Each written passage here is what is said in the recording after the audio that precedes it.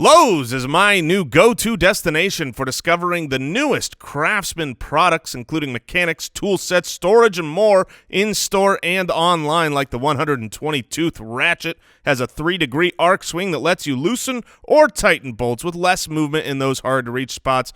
Plus, it comes in a gun, metal, chrome finish. It's not only sharp-looking, makes them corrosion-resistant. Pretty cool. Shop the new home of Craftsman today at Lowes.com/footballers. That's Lowes.com/footballers. This is Melvin Gordon from the Los Angeles Chargers, and you're listening to the Fantasy Footballers podcast.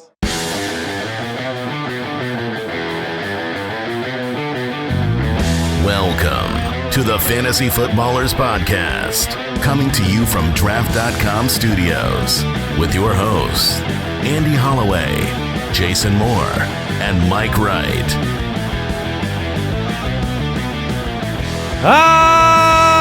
Welcome to the show. That's my Melvin. Do you like that, Melvin Gordon? The Footballers. Oh, I love the emphasis on the syllable of ballers. Yeah. I also love all the fantasy points. Thank you, Melvin. Melvin Gordon. You're a good man. Melvin Gordon might be the best pick so far. Like, looking back at the year, obviously Todd Gurley's great, but he was the number one pick. You had to pick him number one, yeah. Melvin Gordon, you got at the back of the first round. I mean, when you were at that like 10 spot, that 11 spot, you're always hoping that he fell to you, and when he did, that's like the magic spot. Yeah. Was Mike the hater a long time ago? Yes. Where you would kind of push your glasses down on your nose and give him the scornful look. And to be fair, Melvin Gordon this year is a lot different than the Melvin of past. I know he was putting up fantasy points before, but he has been incredibly efficient and because coming into the. To be fair, he used to have Mike McCoy. Also very fair, a fair assessment now. You should just there should be some math equation like times a McCoy, and it like your yards per carry times McCoy equals 62%. So Melvin Gordon was actually running for 6.3 the past couple years. Correct. Subtract the Mike McCoy yes. and you have your results. Welcome into the Fantasy Footballers for Tuesday, November 13th. We've got waivers on the show today, some news to catch you up with. We'll talk about the Monday night game. Plenty to talk about. Lots of bye weeks this week and big games for fantasy owners. You have, in many leagues, 3 weeks left, maybe 4 weeks left, depending on your league format, how many teams make the playoffs before you're in fantasy playoffs, before you're making your run for a title. We had the playoff primer. I encourage anybody who didn't listen last Wednesday to go back and listen to the Wednesday episode, because we went through the schedules of a bunch of the players, the best and worst schedules. Definitely.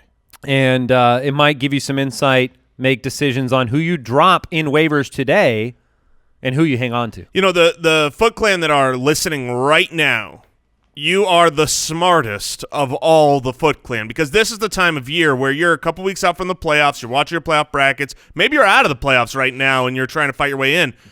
But this is the time of year where the quitters quit. This is, I lost this last week, I'm done. You're listening. You're not done, and you get to play against teams that are giving up, that are not checking the waivers for the drop it like it's hot, that aren't doing those things. This is where you start your run to the championship glory. Real quick, I've said it before. You just have to get to the playoffs, and anything can happen. I mean, it doesn't matter what your record was in the regular season. If you're in the playoffs and you've strategized, or you've stashed a defense, or you have the right quarterback in the right matchup, just got to grab the bull by the horns. You can win. Or you've got Spencer Ware. Stupid Jeremy. Now, a very intimate look into our Dynasty League. Jason lost because Spencer Ware scored a touchdown, which shouldn't playing Spencer that Ware. shouldn't be a sentence, right? No, like that should not be something that happens in any league. I guess I should say stupid Big Ben, but or stupid Aaron Jones, or all the other players he has that are really good. By the way, Aaron Jones over the last 4 weeks has the 5th most rushing yards in football. Now, Mike already knows the answer to this, but did you hear before the show who's number one?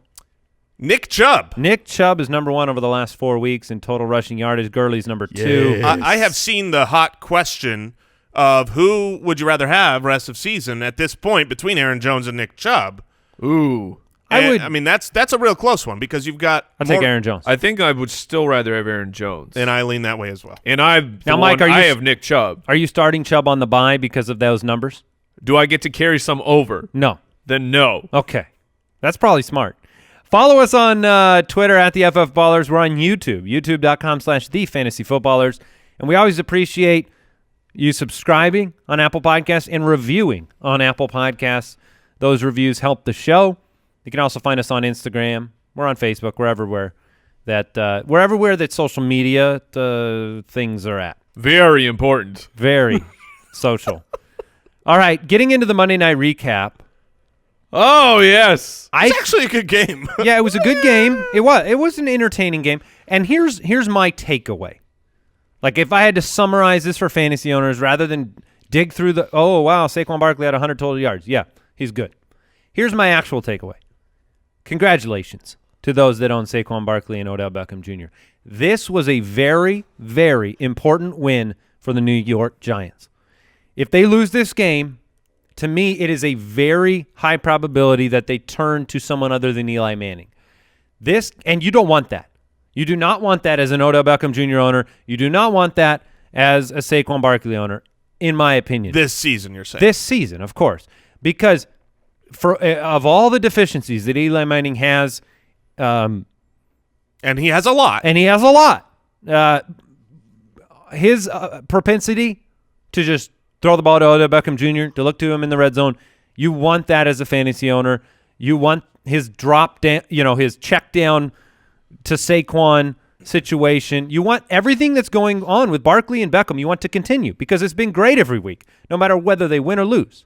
Do you guys agree with that? Yes. No, I definitely agree. I mean, that's very good for them. The other takeaway for me, I just kept thinking throughout this game, Jerick McKinnon would have been so good and will be so. I mean, that's actually was the run scheme and the offensive line looked pretty good to me from San Francisco. A question was being raised last night on Twitter, of course, because we are very reactionary and hyperbolic. But Breida has been very, very good. Like, you think heading into next year, Jerick McKinnon coming off the ACL, I know he has the contract, so he has the gold that says he should be at the top of the depth chart. But Breida has been very good. Do they just go right back to McKinnon? Yes. Okay. 100%. I have full confidence in that, and part of it is due to Breida's stature and injury history and being banged up. I think that you might say his stature and the stature is the same, but the athleticism is nowhere near. But in the injury stuff, McKinnon's always banged up. No doubt, but they paid him big money to come in and be that guy.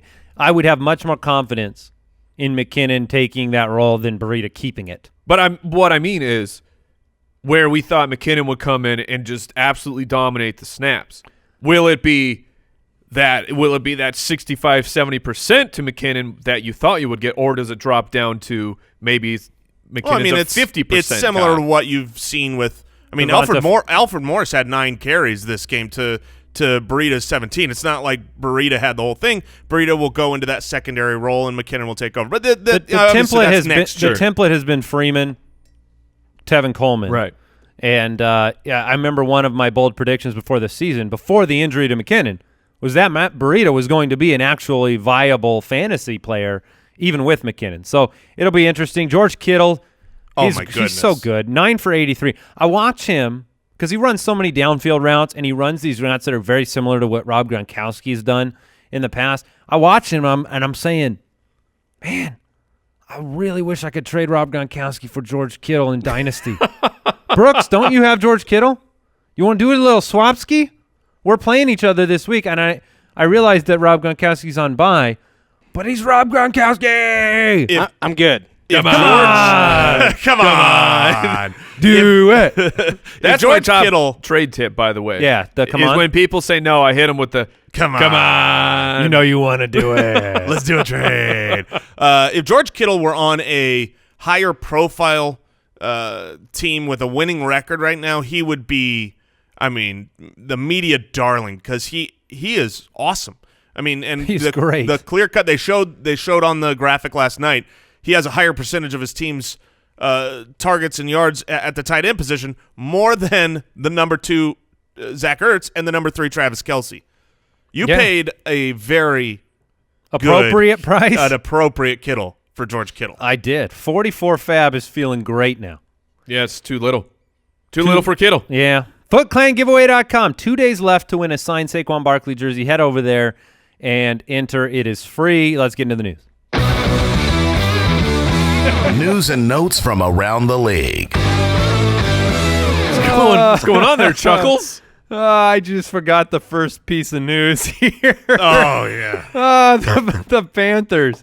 Wouldn't you know, the Panthers have waived veteran running back C.J. Anderson. We go to Jason. We go live to Jason Moore. Look, yes, C.J. Anderson may be dropped from your fantasy roster. However, pick up Cameron Artis-Payne. I mean, I still think that the system is from North Turner. Having a system though, and having the player to fill that system is different. Correct. They signed Travaris Cadet. Cameron Artis-Payne is limited in his scope and ability. You're not going to get pass catching from him. If Christian McCaffrey goes down, Travaris Cadet's going to fill the pass catching role, and you're going to have some Cameron Artis-Payne on the goal line. And you'll weep and you'll gnash your teeth if you're the McCaffrey owner, because I don't think you can sign any of those guys. I wouldn't even handcuff them. Well, I'd be looking for somebody like Josh Adams to handcuff my Christian McCaffrey as opposed to somebody on my team. Really? Oh, yeah, as opposed to signing any Panther.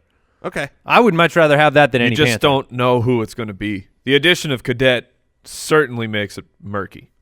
But anyway, C.J. Anderson's career's over. In case you're curious. Nathan Peterman has been waived. Well, I went back after I got the sleeper alert that Nathan Peterman had been cut. As I swore I just saw something about how the Bills still have confidence in Peterman. I couldn't remember if it was a roto blurb or if I'd seen it on Twitter, but I promise I just saw the Bills. Did you find it? No, because I didn't dig through Twitter. That's what you say when you have a draft pick. He's a rookie last year. But we have full confidence in Peterman.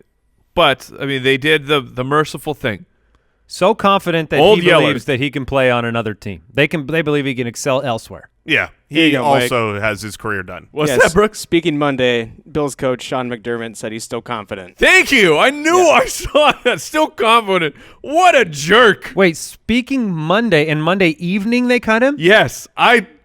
What a jerk. Was he doing this? Was he doing the fingers crossed behind his back? The GM actually believed Sean McDermott and went, my goodness, you still have confidence? He's gone because you're going to start him again. Yeah, I don't trust you. It's the conversation from Moneyball. Yeah. Where Brad Pitt walks in, he's like, you can't play him anymore. He's like, well, I'm the man. I had to make the decision. Yeah, but he's off the team. Yeah, exactly. That's pretty funny. Marvin Jones day-to-day with a bone bruise.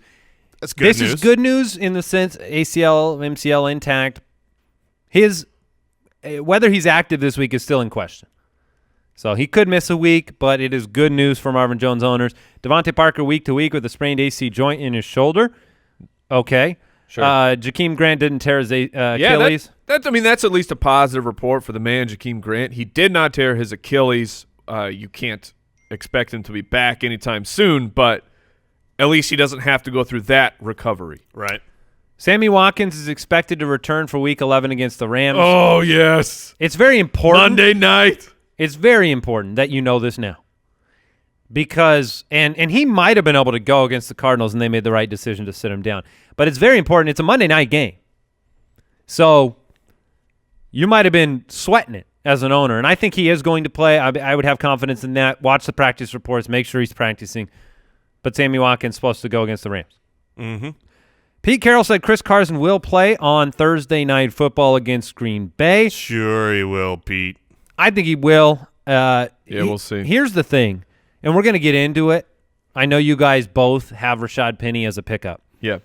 I've owned the Carson-Penny combo in a bunch of leagues, or not a bunch of leagues, but in the Listener League and a couple others, and I am the one in this group. Now, you guys could be completely right. Rashaad Penny could be a great ad. I get people adding him. I do not like it.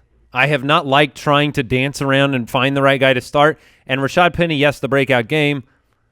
40% of offensive plays for Rashaad Penny, 57% for Mike Davis. You add Chris Carson to that mix, I just get frightened. I agree with you in the sense that I hate Pete Carroll and trusting whatever Peach Cobbler is going to say about his running backs. He says Chris Carson's in there. That's why I say sure he's going to play because you can't trust anything.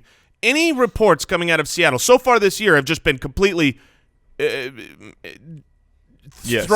it against the wall, see what sticks, and if you blindly pin a tail on the donkey, you have as good a chance of getting the right backup pegged down as whatever Pete Carroll is saying. So the reason I think Penny is a pickup is because the talent is there, and if Carson's injured or if he takes over the number 2 role, maybe. But I don't like it. I don't want to roll the gamble with Pete Carroll. I just wasted my bench spots on these running back rotations in Seattle in that league, and so that it's a little bit more like you're going to sign him, you're going to lock your bench spot down, and I think you have a equal chance at a 0 as you do another good game from Rashaad Penny. Yeah, I'm with Jason that Penny will. He's not a pickup to play this week. I mean, we'll talk about guys. Unless Carson's out. Would you play him if Carson's out or no? I don't even know if I'd do that. Yeah, I probably would. But it's a stash at this point to see, does he actually rise to the top? Speaking of stashes, I need to talk about Joe Flacco. Joe Flacco is going to start if he's healthy enough to play. John Harbaugh said he doesn't need to practice, so you're not going to know. If he can't play, Lamar Jackson and Robert Griffin III are both going to get an opportunity to start potentially. You know, they'll compete for that. I think the perception in Baltimore would be that Robert Griffin might give them a better chance to win, and Lamar Jackson is it's a better opportunity to develop him, and they're right on the cusp of like, what are we doing in this division? So I'm feeling uncomfortable stashing Lamar Jackson. I have him right now because I got a Mahomes bye coming up. But how do you guys feel about those players? Bench spots are very precious during a week in which 6 teams are on bye. It's very hard to stash guys right now. Yeah, I don't know that you have to stash these players through their bye. You might be able to leave Lamar Jackson on waivers and still be able to pick him up next week, especially if Robert Griffin. Well, they play this week. They were on bye last week. Oh, that's right. But if Robert Griffin is the starter, if Robert Griffin is named the starter, I still think by the playoff matchups, does Robert Griffin, you say it gives him the best chance to win, will he pull out the victories? It's been a while since he's been successful. Yeah, but Flacco could be back then. If Flacco's going to miss a couple of weeks and Robert Griffin fills in, Lamar Jackson is a hold that may be too costly for your fantasy roster. Yeah, from what I have seen talking about the Joe Flacco injury, he doesn't need to practice, but he has still been on crutches. And Pro Football Dog has talked about how it would blow his mind if you go from crutches on the sideline to playing. Like that's a different beast. If you need the crutches, there's a problem with the hip. He doesn't think it's as serious as the hip injury to Jack Doyle that cost him half the year, but it seems like this could be a multi-week injury. You just need to pay attention to reports, not practice, not did he participate, right? But was he, just normal on the sideline walking around, or is he still using crutches? It depends on your quarterback situation. For me, I don't think he is an absolute mustache, but like you have Patrick Mahomes. If he's on bye, I'm not stashing Lamar Jackson because there's no chance that you're going to play Lamar Jackson over Patrick Mahomes. But if you have one of those mid-level starter guys, like if you have Russell Wilson, Kirk Cousins, Andy Dalton, Ryan Fitzpatrick, these guys are kind of the only quarterback on your team, then I'm going to stash Lamar Jackson and just see what happens. And if Lamar starts this week, he is a top 10 quarterback because of the rushing yardage? Top 12. I won't say top 10. I would go top 11. Somewhere in that range. Now, what about we are kind of glossing over Robert Griffin. Sure. And he runs too. Not to that degree anymore. No, I agree. I would He's not the athlete. I have no interest in Robert Griffin if he's the starter. myself. Buccaneers coach Dirk Cutter says Ryan Fitzpatrick is going to start against the Giants.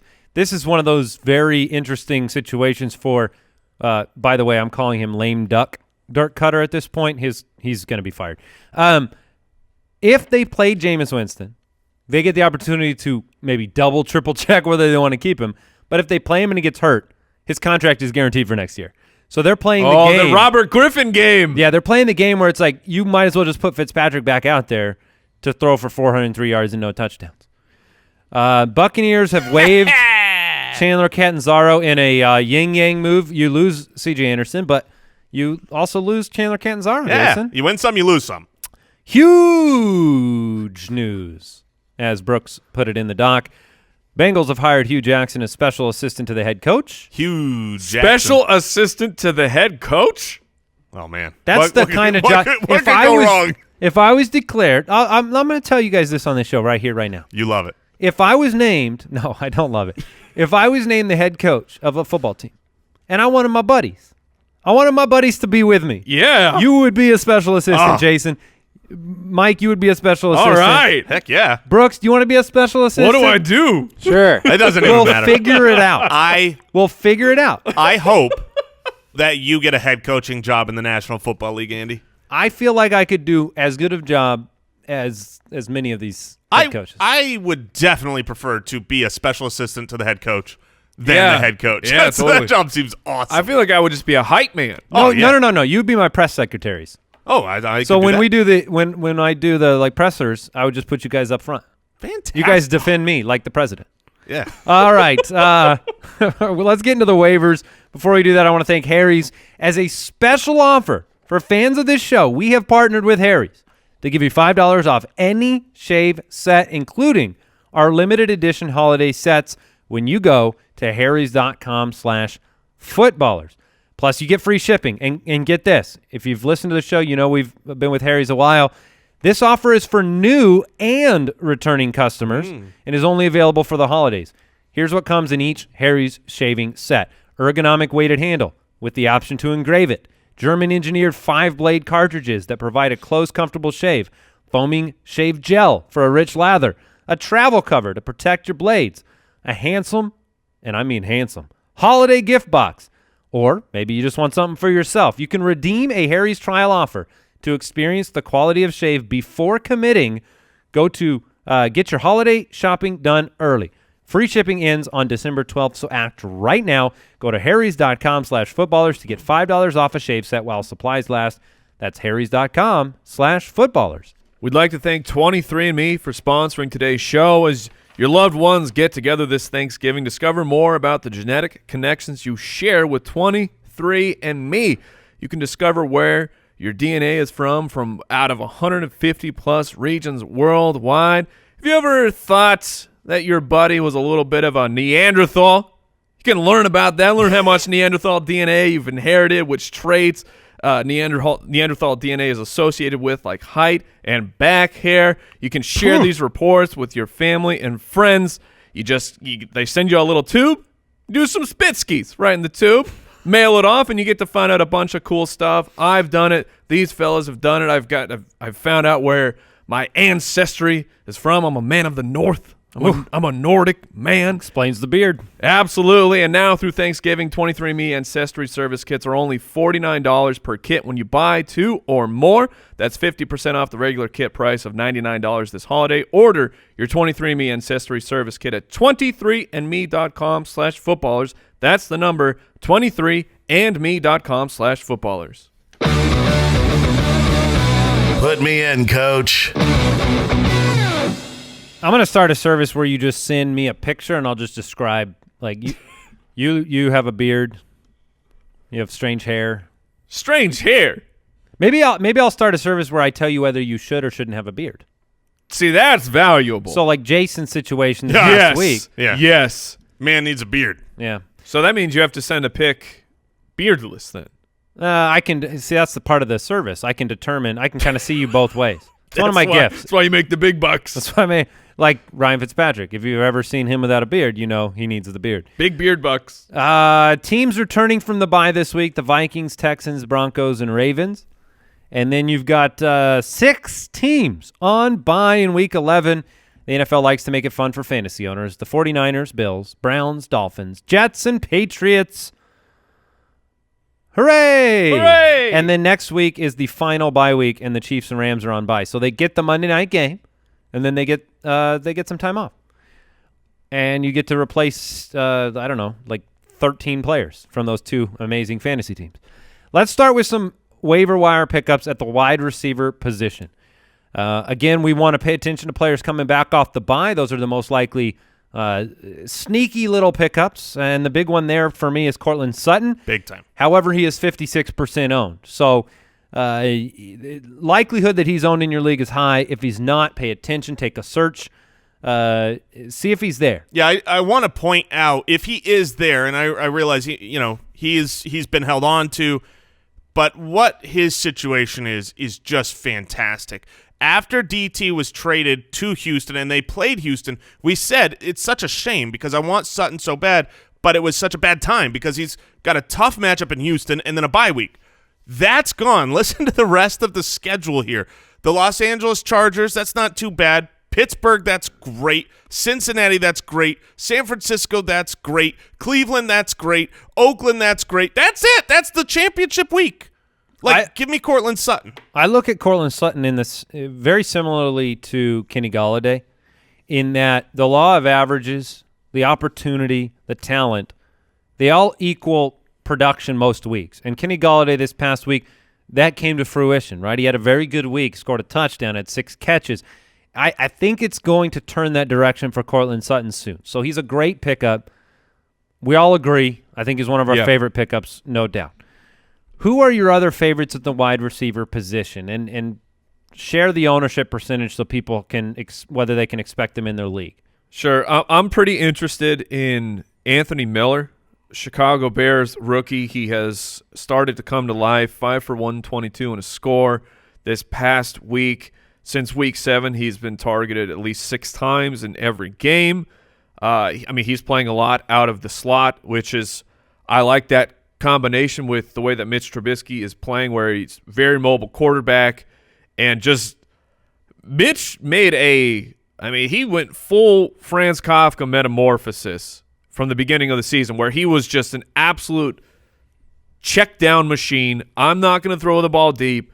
Something happened. And he listened to the show. Comfort level in he got bodied. Sure, it's comfort level in a brand new offense. Sure, it takes time. But this was who he was last year too, just not downfield. And then he got triggered by Jason's comments. Correct.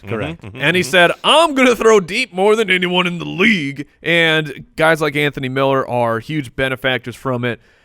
And the schedule, like Jason talked about for Courtland Sutton, the schedule for Anthony Miller, aside from this week against Minnesota, is very favorable for the Chicago Bears. He's my number 2 pickup as well, behind Sutton if Sutton was available. Anthony Miller's only 14% owned. I like the progression. You generally see rookies, you start to learn a little bit more about what they are, and the team becomes more confident in them.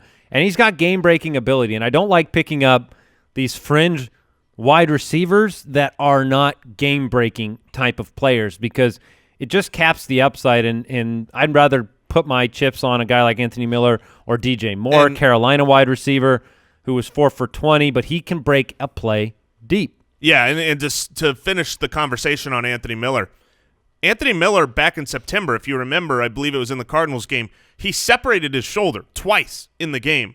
And a lot of people were saying he's going to need surgery in the offseason. But since that time, he's now gotten, he looks like he's healthier and rounding into shape. That slowed some of that progression. I really like the talent of Anthony Miller. When you watch him on the field, he just looks like a great pickup. If I'm looking for a lesser owned player this week, Keke Coutee is. You still interested with Demaryius Thomas there? I have none, so I'd love to hear this because I have no interest in Coutee. So I think Keke Coutee in that role I believe in the Houston Texans offense, and with Demaryius Thomas replacing Will Fuller, it's not like they added him. Keke Coutee, I was interested when Will Fuller was there too. He doesn't have the same sure volume as when Will Fuller was out, but I think from the slot on a high-powered offense, and what we've seen so far when Coutee's been on the field, He's been pretty good. He's been electric. He gets the targets. And Bill O'Brien was this is my favorite. This is quote of the week. Bill O'Brien was asked, "Is Coutee going to be able to play this week?" And his answer was, "Sure." So sure, trending. You hit him with a sure. He hit him with a sure. So I hit my kids with the sure all the time. Trending in the right direction, at least. Obviously, my issue with Coutee is whether or not he's back from the hamstring issue. Mike, are you more interested in Coutee or Maurice Harris? It's been reported that Jamison Crowder needs another MRI on the ankle. He is not confident. That's basically what's happening. He's going out there, he's practicing.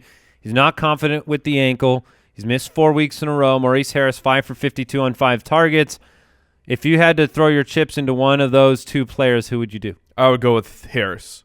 I think he's going to be the safer of the two. And Coutee could re-emerge, but I just the hamstring concerns and Demaryius Thomas. I know you're comping him into the Will Fuller role, but Demaryius Thomas can't do what Will Fuller does. Not even 50% of what Fuller does. He's not as fast, but he was on the outside stretching the field. He was running deep routes. I mean, that I'm just saying role-wise. Yeah, but it just how successful can he be is my question. So I would rather go with Harris, a player who's ascending, but is also not exciting. Harris over Doxson? Doxson scored in 2 straight weeks.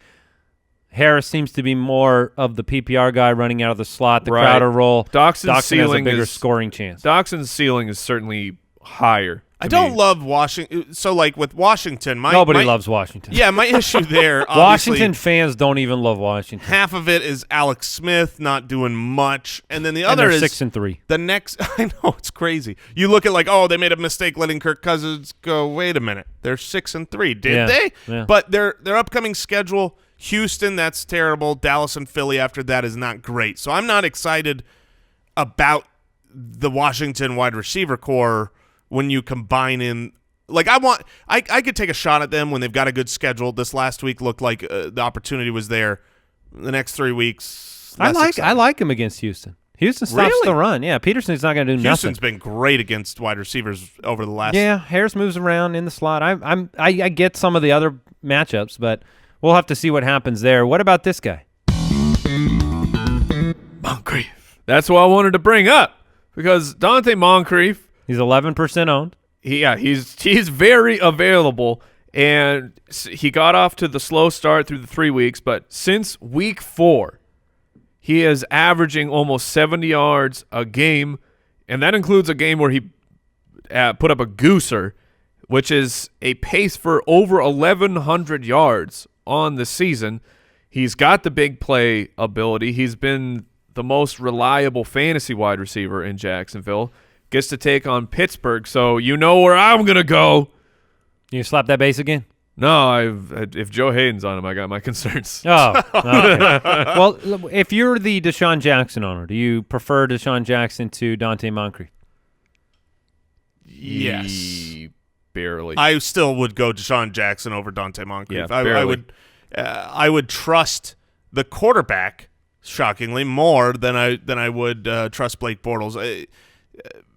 Deshaun Jackson also has a longer history of being successful. Any interest in Josh Reynolds with Cooper Kupp out? We talked about it briefly yesterday. He's unowned in every league. Mild. 64-point over-under this week with the Chiefs game, so there could be a lot of opportunity to go around. In Mexico City, I brought up Reynolds the last time. Here's why I'm a little bit more interested in Reynolds this Cooper Kupp injury than the last one.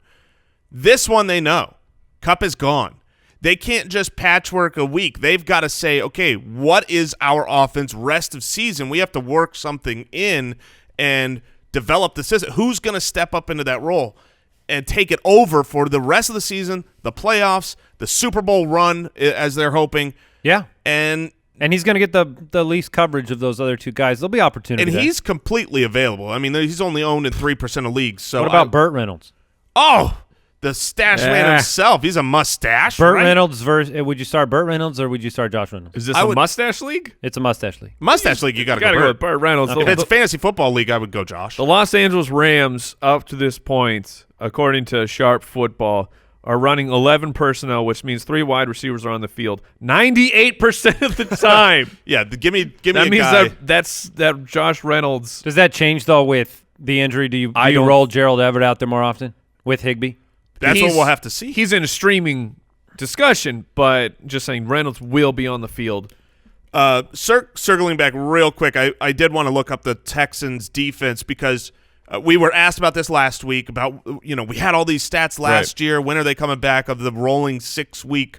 Because you can't just take the defense on the year. The last 6 weeks, we're going to, on all of our matchups this week, we've got that data to say how defenses have been doing. And Houston, they are second against quarterbacks, third against running backs, and fifth against wide receivers. Top 5 against all 3 of those positions over the last 6 weeks. They've been a defense you do not want to play against. Sure. And the last wide receiver I personally just want to at least bring up, John Ross. He got 6 targets in the absence of A.J. Green for the Cincinnati Bengals. He came through with a touchdown. You hear that, Brooks? I got John Ross in the Dynasty League. I'm going to play him against you. So he's a good player. Hey, John Ross. He's like, please do it. John Ross and Gronk for Kittle. Let's make a deal. Let's make a deal. What do you think, Brooks? I'm not doing this right now. All right, so this week John Ross has the tough matchup against Baltimore, which is pretty gross. But if you're going to pick him up, after that you get Cleveland, Denver, the Chargers. It's interesting. Yeah. But we're hoping that Jason, AJ's back by then. Did you say, were you looking at Houston's last 5 games? Last 6. Last 6 games. Here's who they played. Broncos offense, Dolphins offense, Jaguars offense, Bills offense, Cowboys offense. So, yeah, I mean, you got to take hard that to into discern. I mean, consideration. obviously they can only do what they can do, which is dominate. Right. But you can't fault them for being great. But I mean, and then now they play and but you look a week from now we'd be like, and they played the Redskins offense. So it's not very impressive. But you look at the pieces there as well, and you look at that line with J.J. Watt and. Did you say pizzas? I wish I did. Running backs. I like pizza. All right, running backs. This is the most difficult place because I feel like we could all have vastly different favorites in terms of waiver wire pickups at the running back position. And the truth is, I think it matters a lot about your team makeup. Now, Mike is chuckling. I'm just laughing because I was trying to think of the line where it's not great, Bob. Like the list of running backs this week is. Oh yeah. It's a strange. That's why we assortment. spent so much time on the wide receivers because they're interesting. Well, and there's an argument to be made where literally Frank Gore is the best pickup this week for fantasy owners. And he doesn't even play this week. Yeah, and neither does Elijah McGuire, who's probably in that list as well. But as a fantasy owner, you got to look at, I think, obviously, my goodness. I mean, for me, it's Josh Adams. Yes. Josh Adams is my favorite pickup. I mean, if you look at the efficiency metrics for the running backs in Philadelphia, a team that I still think is going to compete down the wire for a playoff spot, Josh Adams is averaging 6.25 yards per attempt over the last 3 games. And if you contrast that with how bad Corey Clement's been and how ordinary Wendell Smallwood's been, he's the biggest upside stash for me. But maybe you don't need an upside stash. Maybe you need something else. Yeah, the problem with Josh Adams, I agree. I think he's currently the best runner on the team. But Peterson's going to keep the split the way it is, even if things. Well, he said he's given more to Josh Adams. I understand that, but what's more, he'll be in the 11 carry range, 12 carry range. Yeah, he'll be the Corey Clement, and he'll do more with it than Clement has been doing. But you're right, it's not enough work. Another running back in a timeshare, the guy that I would be looking for, he's available now in about half of leagues, is Royce Freeman. He's coming off the bye. He was injured, but the upcoming schedule that I just gave for Courtland Sutton is identical to Royce Freeman. They are teammates. So Royce Freeman and Phillip Lindsay were both startable assets before the injury. The schedule being an easy one. Yeah, I mean, I think so. Royce Freeman had enough touchdowns. You could start Royce if you were just hoping that he got a touchdown. I wouldn't have said that. I mean, I don't think the last 3 games before the injury, 5 for 31, no touchdowns, 9 for 22, no touchdowns, 13 for 37 and 1 touchdown. If you don't surpass 37 yards rushing, you're not a startable asset to me. Yeah, well, I mean, he's had 4 touchdowns in 8 games, and the schedule is easier. In a weak running back class, I would be fine picking up Royce Freeman. Would you rather pick up Royce Freeman, though, or play a guy that has a guaranteed workload like Doug Martin taking on Arizona this week? 15 for 61 last week. Doug Martin is gross. I get it. I'm going to hide my children, and I'm going to pick up Doug Martin. Yeah, between Krampus. the two, I would play Doug Martin. He's Can't getting let the kids around. No, Krampus eats your kids. But, yeah, I mean. Where did – just refresh my memory for a moment. Yeah, Mike. Where did Krampus come from? Correct. This is like a where did it originate? I'm trying to remember country the first of origin. No, like why did Doug Martin I'm not looking for the real story of Oh, Krampus. the footballer's I'm not looking Krampus. for the movie plot, Mike. Well, I'm talking about like why did he originally get compared to Krampus? because he was coming back off of of an injury. I think it was last year where you guys were getting a little bit hot and bothered for Doug Martin. We thought Santa Claus was coming to town. Yes, and I said no, Krampus is coming. Yeah, so he didn't actually eat any children. Last year he certainly did. Okay. Nom. Okay. He is getting work, though. I mean, 15 carries. There's not a lot of waiver wire running backs you can get to get 15 carries. It's like him and Frank Gore. That's it. End of list. Jalen Rashaad or Krampus? They're both owned in 47%, 48% of leagues. Going against Arizona, do you play Krampus over Jalen Rashaad? Yeah, I think you got to go Doug Martin. I mean, the work has been there. And honestly, he hasn't looked terrible. Like no, he has not. There was a moment when we were watching the games and a Raider running back had some juice and ripped off a good run when Jason said, "Oh, wait, who was that?" I said, "Jason, that was Doug Martin." And Jason immediately ripped his face off. Yeah, I am faceless now. Don't go to YouTube. He ripped his beard back off. If you're a Joe Mixon owner, a reminder, go get Gio Bernard. Yes. Gio Bernard is 25% Yes. owned. He snuck onto a lot of waiver wires simply because you couldn't hold him while he was hurt. But Gio Bernard is going to get all the work again if Joe Mixon goes down, and that's something that can happen. Yes, Gio Bernard. If you have Kareem Hunt, please grab Spencer Ware. If you have Todd Gurley, please grab Malcolm Brown. And I know we talked about it earlier, but Rashaad Penny would be a huge pickup for me this week. Yes. He's available in almost every league. Would you rather pick up Penny or Davis at this point? Well, Davis is probably owned. I believe Carson plays. And if Carson plays, then if you have to pick one, if you're going to make me pick one, I'll take Penny. Because what if on Thursday Penny gets everything because he's a first-round pick? I mean, right.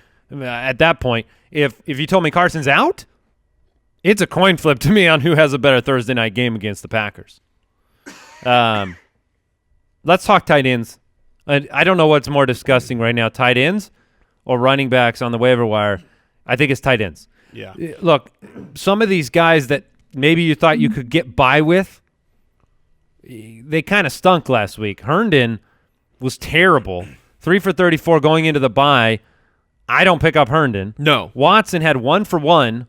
Almost had a touchdown. I don't care. He's a risky play. CJ Uzomah hasn't capitalized on a lack of Tyler Eifert or Tyler Kroft. He doesn't seem to be a core part of the offense, even without A.J. Green. And he has Baltimore coming up. The only one I'm looking at a little bit sideways is Jeff Heuerman in Denver, but Jason made a pretty compelling argument as to why he was used the way he was used. Coming off of Week 9, 10 for 83 and a touchdown looks really nice, but you're playing with fire there. I mean, who are your favorite pickups at the tight end position? I don't have any. To me, it's one. It's Vance McDonald. Vance McDonald if he's there. Right. Sure, but Jeff Heuerman is interesting. He has the 4th most red zone targets among tight ends. We only have the 1 game sample. That's what's upsetting about this. Coming off the bye week. And what I mean by 1 game sample, I mean after the trade of Demaryius Thomas, Heuerman was the man who picked up the slack and filled that target void. You had hoped Sutton would see this huge surge in targets, but it went to the tight end position. He's interesting. Nick Vannett. Yeah, I was just going to bring him up. I hate to say it because I wanted it to be Ed Dixon, but Vannett has been involved. He wasn't, he didn't do much in his last game out, but he got a touchdown. Green Bay, who's 2nd in the league against opposing tight ends. Yeah, I mean, in this landscape, I think you could do worse than Nick Vannett. It's gross. I mean, maybe you take the. If you I want to say Jonnu Smith, but Jonnu Smith doesn't run a lot of routes. If you have George Kittle, Rob Gronkowski, or David Njoku, they're on bye this week, so you're making this decision. Well, Ricky Seals-Jones is a name that should be brought up. That's what I was going to bring up, yeah. Really? Yeah, 9 targets, 5 receptions for 51 yards, gets Oakland. He run the 10th most tight end routes. That's more than Ebron or Reed or Howard. And the last 2 games with the offensive coordinator change, 36 and 37 routes. Which is a lot for a tight end. So he would probably be ahead of some of those guys. I agree with you. Vance McDonald, if he's there, that's the pickup. Outside of him, it's probably Heuerman and Ricky Seals-Jones. I'm feeling a lot of pain talking through those names. It's not good. Mike, are you Seals-Jones or Heuerman? I'll just start Heuerman. no one. Heuerman. I'll take the 0, please. I think I would go Heuerman. All right, we have quarterback streaming options coming up here momentarily. I want to touch on defenses. Arizona. Arizona's Arizona at great home defensive versus pickup. the Oakland Raiders, and they are available nearly everywhere. They're going to be the hot sought after streamer this week. Are they? Yes. You think they wouldn't be? Why? They've been a good defense. They're at home. They're against Gruden. It's the Raiders. I don't disagree with the pickup at all. Okay. I'm just saying I don't know how much buzz is going to surround an Arizona defense. Sure. But, well, you can't play the Bills this week.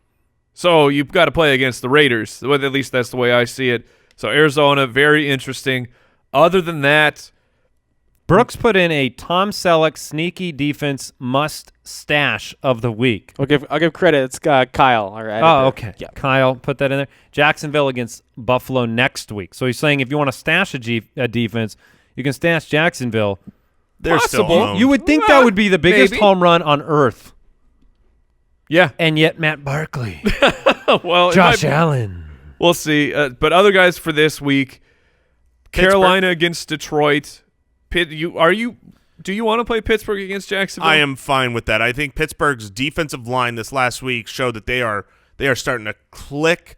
And whenever you play against Blake Bortles, you have the chance for pick 6. You have the chance for sacks. Now they're pick 7, pick 10. Mm-hmm. both pick of these 14. defenses are owned in same percentage: Pittsburgh against Jacksonville or Baltimore against the Bengals, because they're both owned in 55% of the league. Oh, 55! Oh, Sammy! I would probably go Baltimore. I think they've got a better defense. Brooks, we need to put that 55 drop in on every sheet that I got, on every board, because I can't miss that, man. No, what we need is Brooks needs to be able to hit it back there. I need a big button, Well, that could get out of like hand. the Staples Easy button. We could lose most of our subscribers in one episode, or gain most of them. I would imagine we would lose about per episode if you had that kind of access. Anything else on defenses, guys? Can I move on? Yeah, we're good. Full stream ahead. Jason, did you come in here and try to disrupt me? Because my streaming, You don't get to take 2. well, it's not really a take 2. I put Dak in there as my streamer, and then I said, well, if Lamar was to start, I would pivot to Lamar. So it sounds like you're taking 2. I'm taking see, 1.5. In the doc, it says your backup pivot was Dak, but Dak is a must stream this week. Absolutely. So let's just agree. We'll hold Let's hands. Let's go in together. And we'll say Dak. Dak against Atlanta is a great streaming option. Jason, I agree with you. Yeah, he's available in most leagues. He's been actually, if you look at the last 5 or 6 weeks, he's been fine rushing the ball. Now with Amari Cooper in tow, and you play against Atlanta, and I love that it is in Atlanta, meaning that the Falcons aren't going to do what happened last week in Cleveland, which is just be a terrible team for some reason. Well, offensive problems for sure. Right. I think Atlanta will put up the points, and Dak will have to come back. He'll get a lot of rushing yards and use his new weapon in Amari Cooper. I mean, there's a lot of worse players you could grab than Dak this week. So we'll share Dak, and then I want to say if Lamar starts against Cincinnati, that defense has been atrocious, and Yeah, go for it. Lamar Jackson He'll rush for 100 yards. is going to rush for 100 yards in that game. So no doubt about it. It's probably worse for the team right? He's going to drop back in the pocket, and he's going to get opportunities to rush, and he's going to take them. So we'll share both those. How about that? There you go. I love it. Now, if Lamar plays, do you play Lamar against Cincinnati over Dak? Because that's what I would do. I would as well. All right. We're yeah. Wow, what is we just become best friends? Yeah. happening? I don't like this love fest Go over here. Go away, Mike. Now, my backup to the backup was going to be Marcus Mariota against Indianapolis. But that's my guy. Oh, I had no idea. Marcus Mariota versus the Indianapolis Colts. I just want to read you a line real quick. 26 for 320 yards and 2 touchdowns. To be or not to be? Oh. That's a pretty awesome passing line. That was Blake Bortles, people, against the Indianapolis Colts. Quarterbacks are safe. If you're not Derek Anderson, you are safe against the Indianapolis Colts. On top of that, Mariota finally looks healthy. The Corey Davis possible breakout game last week against the New England Patriots, I think it means a lot to me that Corey Davis had that game against Gilmore. So I think that Mariota is a very safe top 10 guy this week. We didn't bring up Corey Davis in the waivers. Maybe we should have. He's 68% owned. Here's the comedic. Oh, go pick him up. The perplexing thing about Corey Davis, right? Matchups that you would consider to be good matchups for Corey Davis. 6 fantasy points against Buffalo. 9 against Miami. 4, his great games, home games against Philadelphia and New England, 20-plus points. He plays to the level of his competition. And someone accused me of being, which is amazing to me. They said, how come you guys keep trashing on Corey Davis? And I think to myself, does Corey Davis have a bigger fan than me? He was our consensus. All three of us put him in as a breakout in the UDK. Yeah. The reason we have made jokes about Corey Davis is because he's a number one who before this past week had one relevant fantasy week. It just becomes kind of like smile through the pain situation with Corey Davis because he's so talented and we all like him. Well, part of the problem has been But Marcus it's been Mariota. Mariota, yeah. And Mariota's looked really good the last 2 weeks. I love your stream. You brought up how Blake Bortles had a great week against him. Last week, he was my stream of the week. The reason was the Colts. The reason was the Colts because Derek Carr put up 244 and 3. Sam Darnold had a huge attack the Colts. Yes. And Mariota's he's competent enough to get it done. Yeah, no doubt about it. So, I think that's it. Brooks, You got anything else? You got anything going on? A George Kittle trade, perhaps? Nah. I need him. Come on. Brooks, I'll give you Rob.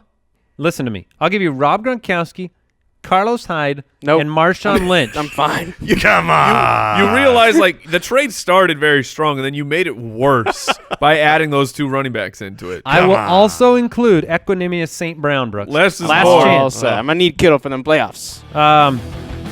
I hope you don't make the playoffs. Hey, Me too. check out draft.com/ballers for your daily fantasy needs, and we will see you tomorrow. Goodbye. Goodbye, Foot Clan. Thank you for listening to another episode of the Fantasy Footballers Podcast. Join our fantasy football community on jointhefoot.com and follow us on Twitter @TheFFBallers.